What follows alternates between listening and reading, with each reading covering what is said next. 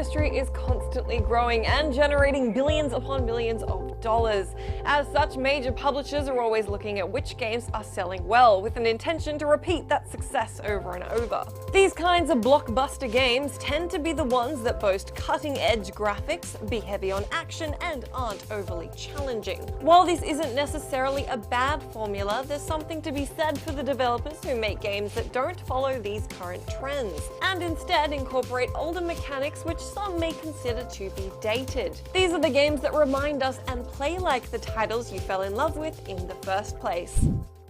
The game that's been absorbing all of my personal hours at the moment is Divinity Original Sin, and it's a really good example of what's so great about this old school revival trend. Original Sin was kickstarted for almost $1 million and is currently one of the most talked about RPGs on the internet, as well as being the best-selling one on Steam. The difference between this and other popular role-playing games like Skyrim is that Divinity plays like an old-school computer RPG from 1999. This means it's hardcore, extremely challenging, and easy to make mistakes that can pretty quickly halt your progress. The amount to which you'll find yourself struggling in the game is related much less to which difficulty you choose, and much more to the decisions you make about your playstyle, since the game demands some serious tactical prowess in its combat and puzzling scenarios. A fight can easily be won or lost by one clever or poor choice. Those who think carefully about optimizing their characters properly, balancing magic users and rogues with frontline fighters for example, will have a much better chance at coming out alive. But why is challenging a good thing? Because gamers aren't stupid. Major publishers aren't usually very keen on releasing punishing games. Skyrim has a very gradual difficulty curve, and the game scales to your character, for example. But the popularity of Original Sin, Dark Souls, and retro platformers like Shovel Knight suggest that players are happy to have a challenge, so long as that challenge is fair and can ultimately be overcome with enough thought,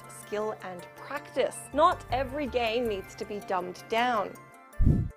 Some people think that since games have evolved so much, these older mechanics should be updated, but personally I think there's so much value in keeping them around. Divinity looks gorgeous and feels modern without letting go of old school mechanics like turn-based combat. Turn-based gameplay was born out of pen and paper RPGs, where a game master couldn't very well take on every player's request to stab and zap any given beastie all at the same time. Turn-taking also lent itself to party-driven computer RPGs like Might and Magic. Here you could single-handedly control a bunch of really different characters, with their own races and classes, executing widely different attacks or spells at maximum efficiency. These days, games are at the point where they can let the console or computer process all the player requests at the same time, or have AI help you out with your party combat like in BioWare's Dragon Age. King's Bounty: The Legend, a reworking of the 1990 strategy game bearing the same name, largely retains the mechanics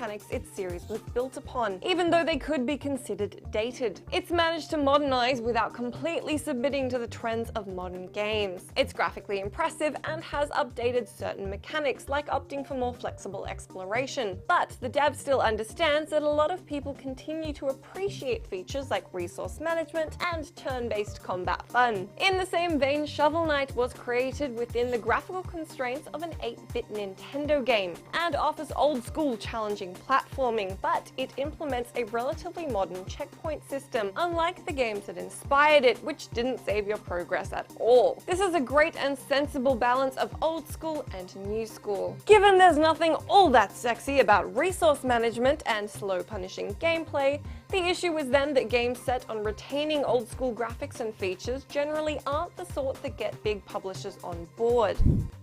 Perhaps the most important thing about these games that refuse to conform to a streamlined and accessible blockbuster formula is that they're proving players are really interested in having these niche experiences. There's a good chance we'll always have big budget action games, first-person shooters, and hack-and-slash Diablo clones, but smaller genres rely on independent publishing and consumer support. Kickstarter has let gamers have a huge say in what they want to play, and people can vote with their wallets now more than ever. Developers who don't want to compromise on the old-school inspired experiences they're offering need an alternative to the support of big publishers. Luckily, if things trend the way they are with the success of Divinity Original Sin, Shovel Knight, and King's Bounty, it seems that alternative is fully viable and will have room to thrive.